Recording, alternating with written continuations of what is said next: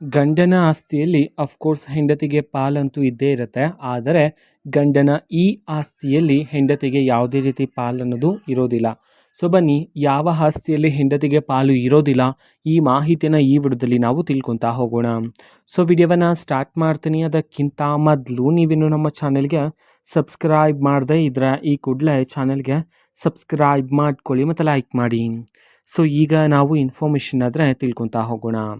So ಹೌದು, ಈಗ ಗಂಡನು ತನ್ನ ಸ್ವಂತ ದುಡ್ಡಿನಿಂದ ಖರೀದಿ ಮಾಡಿರ್ತಕ್ಕಂತಹ ಆಸ್ತಿಯಲ್ಲಿ ಹೆಂಡತಿಗೂ ಸಹ ಪಾಲಿರುತ್ತೆ, ಅಥವಾ ಗಂಡನಿಗೆ ತನ್ನ ಪಿತ್ರಾರ್ಜಿತ ಆಸ್ತಿಯಲ್ಲಿ ಬಂದಿರತಕ್ಕಂತಹ ಆ ಒಂದು ಆಸ್ತಿಯಲ್ಲೂ ಸಹ ತನ್ನ ಹೆಂಡತಿಗೂ ಸಹ ಸಮಾನವಾಗಿರ್ತಕ್ಕಂತಹ ಹಕ್ಕು ಇದ್ದೇ ಇರುತ್ತೆ. ಜೊತೆಗೇನೆ ಹೆಂಡತಿಯ ಅತ್ತೆ ಮಾವನ ಆಸ್ತಿ, ಅತ್ತೆ ಮಾವನಿಗೆ ತನ್ನ ಪಿತ್ರಾರ್ಜಿತ ಬಂದಿರತಕ್ಕಂತಹ ಆಸ್ತಿಯಲ್ಲೂ ಸಹ ಆ ಹೆಂಡತಿಯ ಅತ್ತೆ ಮಾವನಿಗೂ ಸಹ ಆಸ್ತಿಯಲ್ಲಿ ಹಕ್ಕಿರುತ್ತೆ. ಅದೇ ರೀತಿ ಹೆಂಡತಿಗೂ ಸಹ ಹಕ್ಕು ಇರುತ್ತೆ.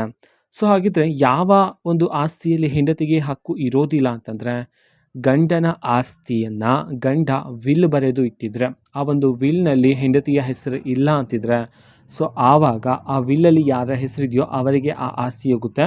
ಆ ಒಂದು ಆಸ್ತಿಯಲ್ಲಿ ಯಾವುದೇ ರೀತಿ ಹಕ್ಕು ಹೆಂಡತಿಗೆ ಇರೋದಿಲ್ಲ ಅಂತ ಹೇಳಿ ಇದೀಗ ಒಂದು ಮಾಹಿತಿ ಆದರೆ ಬಂದಿರತಕ್ಕಂಥದ್ದು. ಓಕೆನಾ. ಸೊ ಇದು ಇವತ್ತಿನ ಒಂದು ವಿಡಿಯೋ.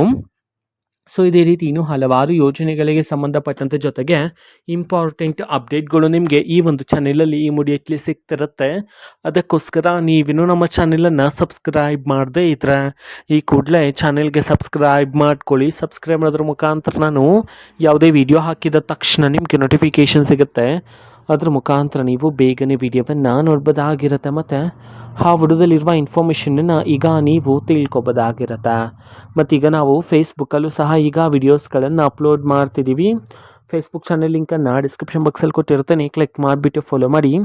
ಓಕೆನಾ. So thank you, bye.